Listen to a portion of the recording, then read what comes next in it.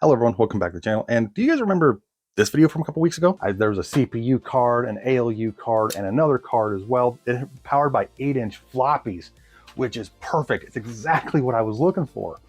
Okay, so maybe more than a few weeks ago, maybe a couple months ago. But anyway, regardless, for a quick recap for those who may not have seen that video, in there I talked how my current computer collection, my hoard down here in my computer room, was effectively a basic computer collection in that everything down here is common, easily available, easily found, and very well documented, and most computer collectors have either examples of these computers or collect them in some way, shape, or form. Everything from the TRS-80s, the Apple IIs, Commodores, the IBMs and their clones. These are all things that the average vintage computer collector would usually end up having in their collection. However, in that video, I mentioned that there was a type of computer that I have yet to come across from my collection and that I would really like to try and find. And it was mainly because it's a type of hardware and, well, the accompanying software that would be just completely unlikely that most computer collectors would ever come across or use, even during these computers' heydays. And that's because they really weren't marketed for home use, or personal use, I should say, since most of these computers that are down in my collection, they were marketed for education, home use, and business use, whereas the computers I was talking about was for that as well, and also with industrial, and that is mini computers. Now, to quickly talk about the difference between a mini computer and what these are, kind of what I'm talking about, everything down here is considered a microcomputer, whether it's an 8-bit micro like the Commodore 64 and technically the 5150, or a 16-bit micro like the Apple II GS, or even a 32-bit micro like the Amiga 500, which, okay, by that point they weren't called 32-bit micros, but you kind of get the point. The reason why there was a differentiation here was because back in the day, in the 70s, 80s, and even earlier, mainframe computers were these giant room-sized monstrosities that had multiple towers that were the size of refrigerators, each one running reel-to-reels. You've seen them in sci-fi movies and shows and that kind of stuff. Mini computers were all those mainframe computers shrunk down to about the size of a refrigerator or a washing machine.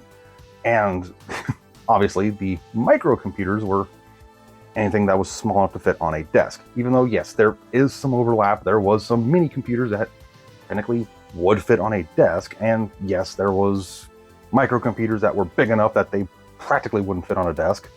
Look at you, it's TI-99.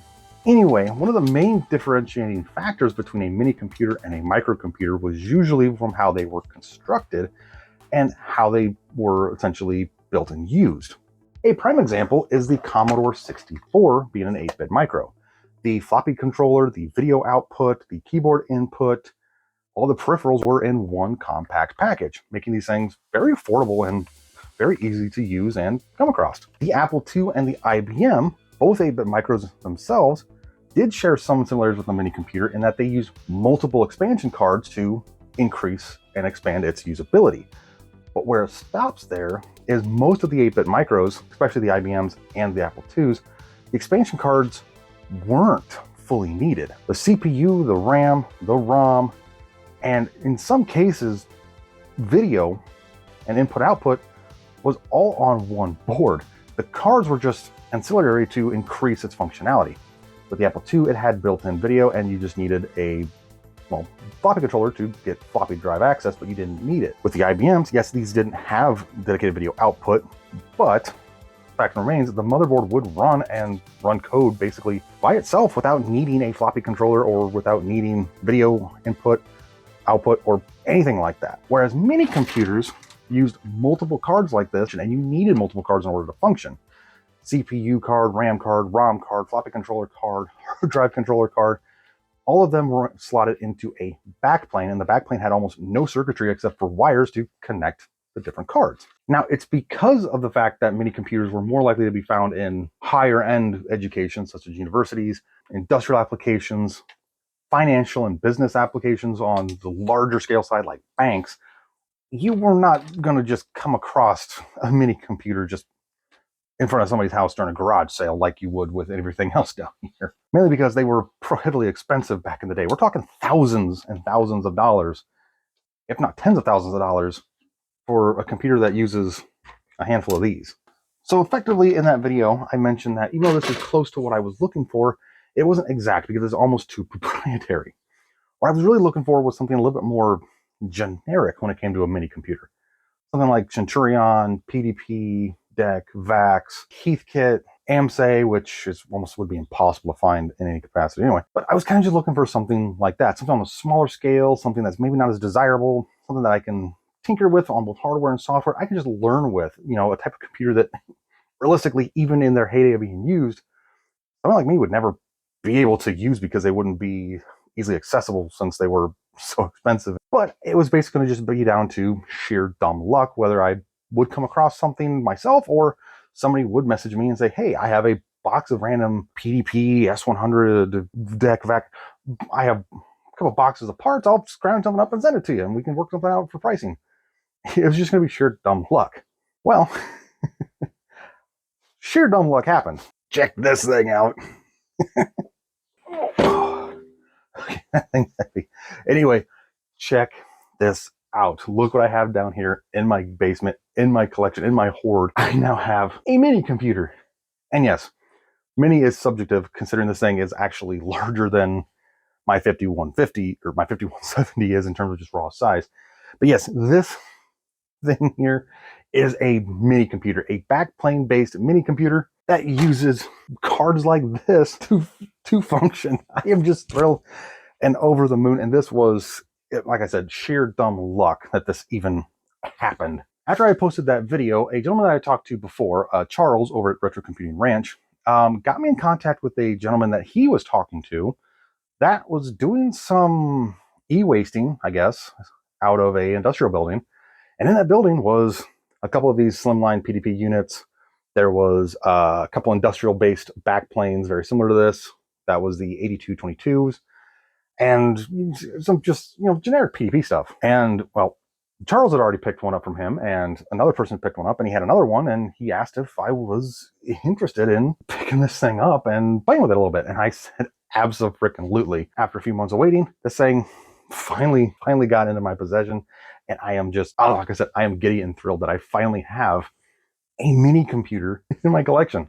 So you're probably wondering, well, what is this thing and why am I so excited for it? Because it doesn't seem like it's the big giant, refrigerator-sized mainframe that I just mentioned a mini computer usually was. Well, this computer actually is both historical in terms of its specific architecture and such, and it's also in a weird, kind of a weird place in terms of desirability, I guess. So this is a DEC PDP 1103. More specifically, it's the PDP 1103 L or LX. I've seen both names on this chassis. And what makes this so interesting and somewhat so historic is that this is the first PDP 11 to have the then newfangled Q-bus backplane style and the first of the LSI-based CPU architecture. I don't know much about PDP stuff or the difference between Unibus and Q-bus stuff, besides a little bit I've Googled for this this thing when I first got alerted to it. So LSI, or large-scale integration, is basically consolidating a bunch of stuff down into one, maybe two chips to run everything instead of having discrete logic. To kind of understand what I'm talking about, go check out Usagi Electric's YouTube page, and he has been restoring and building up, I believe it's an 1144 is what he's been building up as a supercomputer. And the 1144 that he has is special because it's one of the last non-LSI based PDP-11s, because it uses multiple cards about this size just for the CPU. In fact, I think it's like 5 or 6 cards like this just for the CPU. Yes, that means these cards, these big giant honkers, are stacked 6 wide in a chassis just for the CPU. Not RAM, not ROM, not the floppy controller, nothing. 5 or 6 of these cards just for the CPU. All discrete logic. And what makes the 1103 special was because this was the first time they shrunk it down to a single card for the CPU. Now what that did was that brought the size and the cost of these things down considerably, because instead of, again, multiple cards running just CPU, you now had just one card running the CPU, which meant these things could be made a lot smaller. Now, smaller is relative, because this particular 1103-L was actually part of an entire system. In fact, the whole main chassis was about, I don't know, about the size of a small dishwasher, and it had this main unit, two 8-inch floppy drives, and a massive disk swappable hard drive.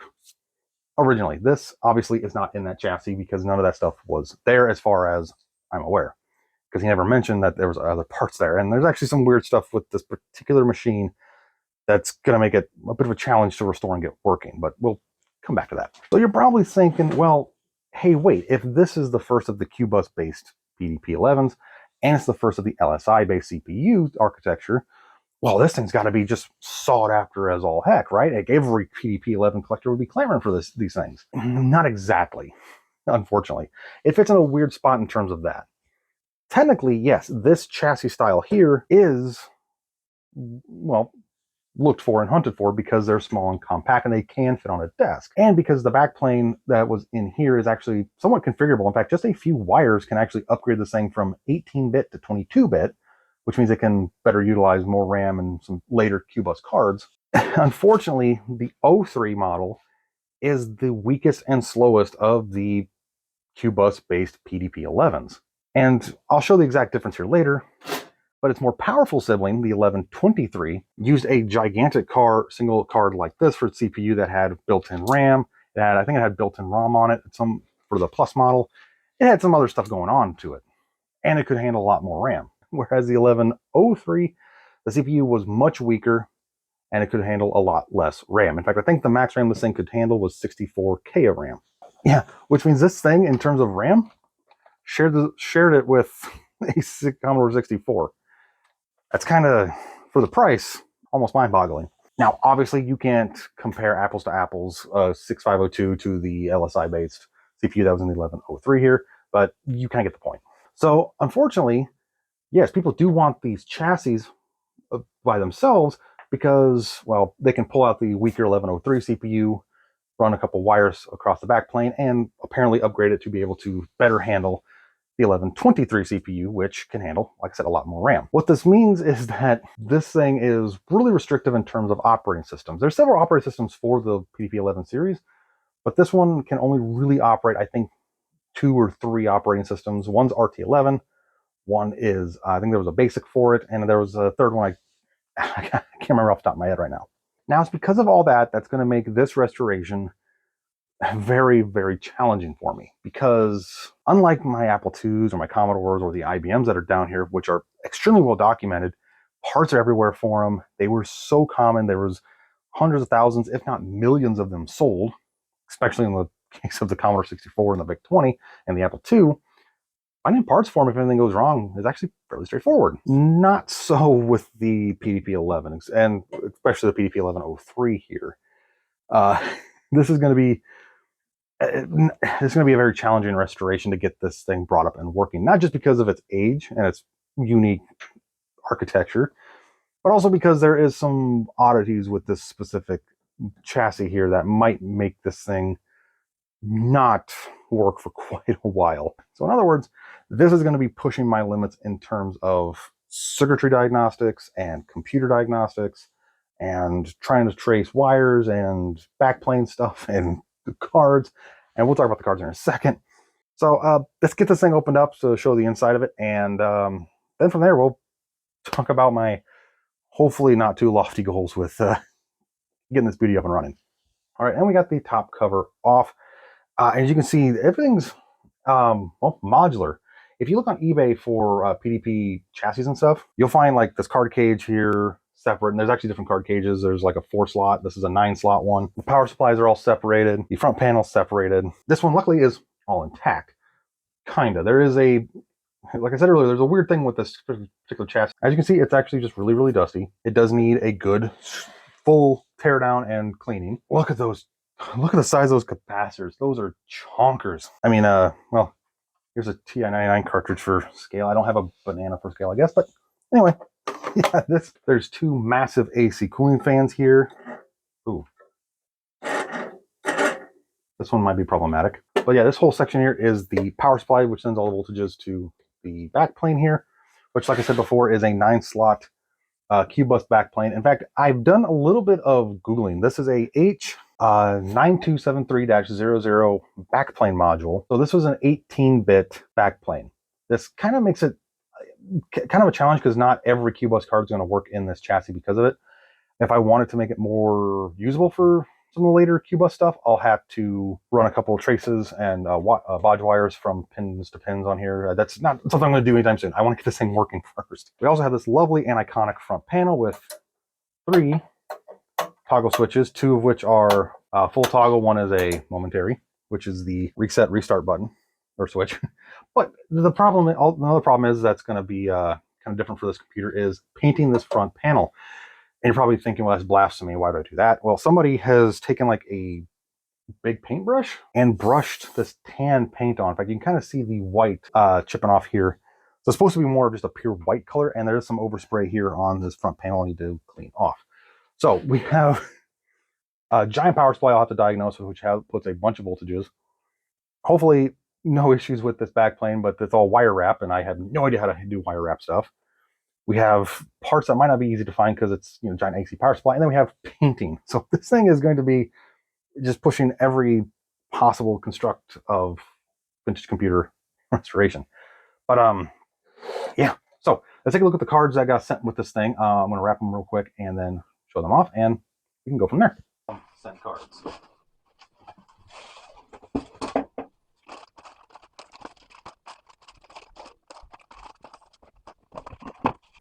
Okay, so these are the 5 cards that got sent with the PDP-11. And actually, basically, I have everything here that if the power supply was working on this machine, I could probably just test it out, but we're not going to do that in this video at all because there's a lot of stuff that's going on with it. First off is this one, possibly the least usable one. This is known as just a machine I/O card. I have no idea what it's for. And it's not just because I haven't done any research on PDP stuff. Even Charles at Retro Computer Ranch got this exact same card. And we're under the impression that this controlled something. Like this PDP was used to control something like some sort of industrial machine and automation thing. We're not fully sure. He's still digging into it. He's going to see if he can do some reverse engineering and stuff to get it figured out. But yeah, not a bad looking little card, just very dusty. The next card is actually super important. This is the M8043, which is a 4-port serial I/O card. We have 4 UARTs here. We have wire wrapping for setting all the configurations for baud rate and that kind of stuff. So this is what's used to basically get input and output to the mini computer. One port would be for like the terminal. Another port would be for, I believe, a serial-based tape drive, which I don't have at the moment for this thing. Looks to be in really good shape, just obviously really dusty, need to clean the pins. And there's some couple bent pins on the header here, but again, not that big a deal. Yeah, fairly clean card. And again, this is a very useful and important card because without this, I'd have no keyboard input or no video output. So hopefully everything goes well and this one works.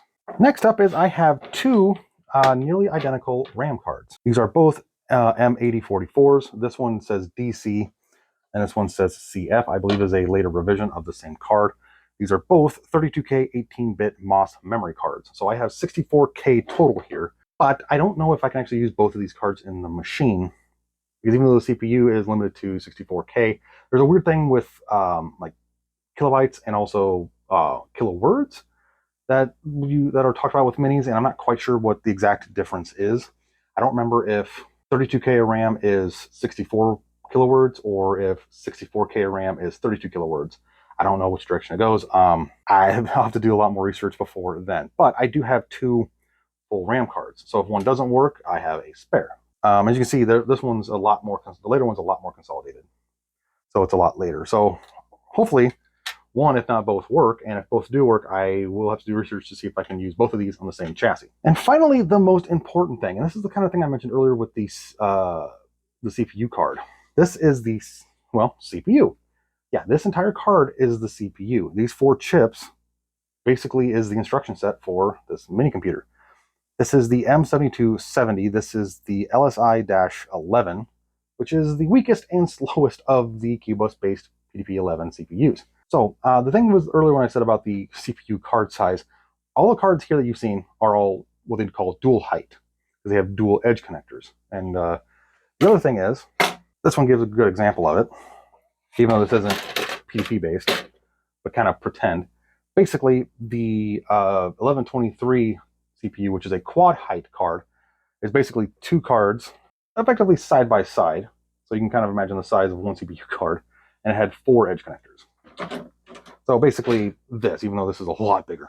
So yeah, basically at minimum, for me to make sure this machine works, all 3 of these cards will have to function perfectly for me to make sure this machine is even going to work. So as you can imagine, big headache. Okay, so you're probably wondering what I meant earlier by this thing being a not a very straightforward restoration. And that's mainly because of, well, A, I need so many things to go right to even see this thing possibly show anything on a terminal. There's also a few weird, unfortunate problems with this particular unit. And that is that me, the guy that got this from, Charles at Retro Synth Ranch, and there was a 4th person that picked up another PDP 1103. We're all kind of under the impression that this particular one here may have been a spare parts machine, one that was set up, and if any of the other ones failed, they would just pull parts from this one. The reason why we're kind of thinking that is because this one came with a spare RAM card, the other one came with a spare CPU, another one came with another spare, I think it was a terminal card or a machine IO card or something. Anyway, that also plays into the quirk with this thing that will not be powered up for anytime soon, because this is missing a very crucial component, and it's within the power supply. The power supply is missing a daughter board, and I'll have a picture here. This daughter board is basically a PowerSense good daughter board that basically tells the machine, hey, I have good AC, the power supply is putting out the correct DC, we're going to allow the voltages to go through to the backplane. So effectively, without that daughter board, the power supply will never be fully brought back up. It will be missing at least a crucial voltage rail. If not, it just won't send voltage to the backplane, meaning that even if the power supply is fully healthy, fully working, and fully capable of powering things up, CPU card will never get power, which means it'll never start up, which is a bit of annoying, especially considering that that particular daughter board is not very easy to find on eBay at all. Now, luckily, between me originally talking with this gentleman here and me asking several questions on Usagi Electric's Discord to PDP guys, effectively, not only have we found the correct part number for this daughter board, but it's been reverse engineered. In fact, I actually downloaded the project files off of the Discord and have it saved and ready to upload to PCBWay to get some made, and then from there, building it with the resistors, diodes, and the 555 timers. But regardless of the fact, without that daughter board, I will never be able to get this power supply up to full capacity. I'll never be able to get it fully up. Like, even if I plug it in right now, and if my luck holds, power supply fully sends most of its voltages to where it needs to, it will never power up the CPU, the RAM, or the IO cards. It won't. And that's assuming my luck is good on everything else. Yeah, I've had good luck on my channel with things working with some effort, whether it's minimal effort like replacing caps, or replacing RAM chips, or things just plugging in and working. I've had decent luck with that. And if my luck holds and 99% of the power supply is good and it just needs that daughter board, then, well, great. But I won't be able to know that until I get that daughter board and can bring the power supply fully up. It is a bit of annoyance, but it's, whatever. And even from there, to make matters worse, like I said before, I need at least 3 of these cards to be fully functional. The RAM, the terminal serial card, and the CPU to even see this thing display anything on a terminal. Like I said, this is not going to be a very straightforward restoration at all. In fact, I'm going to be preemptive in saying this is going to be months-long project, if not longer. And I am all on board with it. I want to see this thing working. I need to see this thing working. But again, it's going to be kind of going to be an interesting restoration for sure. In fact, I have a bit of a somewhat realistic yet also lofty goal, and that is 1 year from the time that this video goes up, I want to see this thing running some sort of code on a terminal display. I'm not going to count ODT, which is the on-disk, I think, troubleshooter or diagnostic. Basically, it's the memory monitor built into the CPU here. If this thing has no tape drive attached to it, no floppy controller, no boot ROM, nothing, it'll default to the memory monitor, and from there you can type in programs using Octal. Not that I know Octal, I'll have to learn how to. But I'm not going to count that as running code. I want to see this thing running RT11 or BASIC, some sort of fractal program, something, by the 1 year mark of when this video goes up. It sounds like, well, that's a long ways away. Considering this is a hobby channel, I'm not going to be able to work on this all the time, and also because I'm basically at the mercy of this thing missing a crucial component for the power supply until I can build one.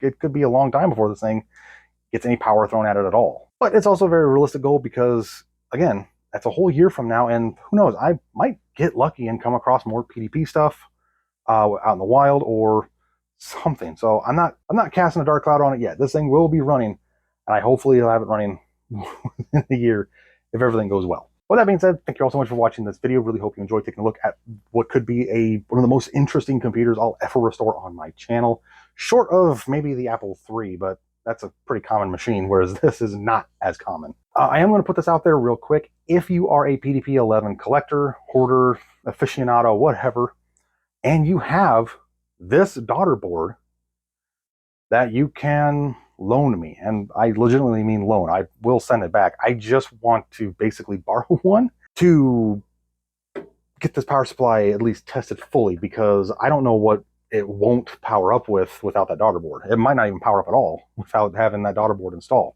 Now, I say borrow because I am going to be ordering those PCBs from PCBWay to build one. That way I have my own.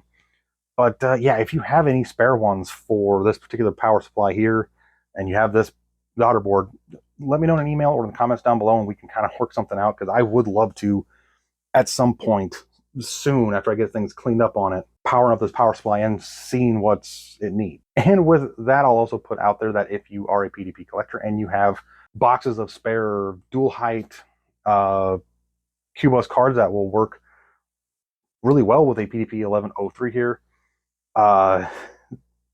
something like I think there was a 5 1/4 floppy controller for these. I think there was a MFM controller card for the ST255 or 225 MFM drives. If you have any of that stuff, that let me have an email or, again, the comments down below, and we can kind of try and work something out, because once this thing gets running, I would like to get some extra stuff for it to get it fully working, like drives and storage. It's a long ways out, obviously, but hey, you never know. There might be somebody who has boxes and boxes of parts that they might have dozens of the cards that would be used to get this thing to have storage. Again, long ways out, and I got plenty of time to get that sorted, but still throwing it out there. And if you have one of these PDP 1103Ls that you have fully working and fully operational, I want to hear specifics. I want to hear how much RAM can this thing really take, because again, I have two 32K cards that should be 64K that this thing can handle. What kind of operating system do you run on it? What kind of software have you run on it? What kind of what kind of neat, fun stuff have you done with it that I can try for myself? Again, put down in the comments or hit me up in the email, and we can definitely talk and go from there. And obviously, I got to give a huge shout out to Charles at Retro Computing Ranch for, well, getting this whole ball rolling with getting me hooked up with the gentleman, and also to FNord70 for saving this thing from scrap and getting it into my hands and down in my computer room here. Huge thanks to those guys for getting this ball rolling. And again, thank you all so much for watching this video. Really hope you enjoyed it. Be on the lookout for hopefully more PDP 11 stuff here in the future, on top of some other video game stuff and computer stuff that I have coming up, including I have a Texas Instruments video in the works. So be on the lookout for that. And with all that being said, thank you for watching. See you in the next one.